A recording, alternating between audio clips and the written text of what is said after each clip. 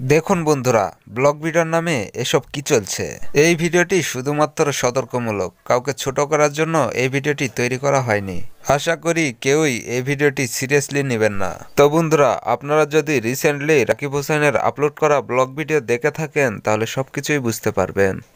রাকিব হোসেনের recently upload করা blog ভিডিওতে কিছু নোংরামি সিন ব্যবহার করা হয়েছে। সেগুলো নোংরামি সিন ব্লগ ভিডিওর সঙ্গে কোনোভাবেই যায় না। যাই হোক, নুসরাত জাহান অন্তরা আগে ঈগল টিমের বাংলা নাটকের একজন জনপ্রিয় নায়িকা ছিলেন। তার দুর্দান্ত অভিনয় দিয়ে সবার মন জয় করে নিয়েছিল ঈগল টিমের নাটকের মাধ্যমে। সে এখন নাটকে কাজ না করলেও রাকিবের সঙ্গে বিয়ে হওয়ার পর থেকে ইউটিউবিং শুরু করেছে নুসরাত জাহান অন্তরা। সে এখন বর্তমান রাকিব হোসেনের ওয়াইফ। তো গাইস, রাকিব হোসেনের ব্লগ ভিডিও আমরা সবাই ফ্যামিলি নিয়ে দেখে থাকি, কিন্তু ইদানিং রাকিব হোসেনের ব্লগ ভিডিওতে এমন এমন দৃশ্য ধারণ করা হচ্ছে যেগুলো ফ্যামিলি নিয়ে দেখা আসলেই কষ্টকর।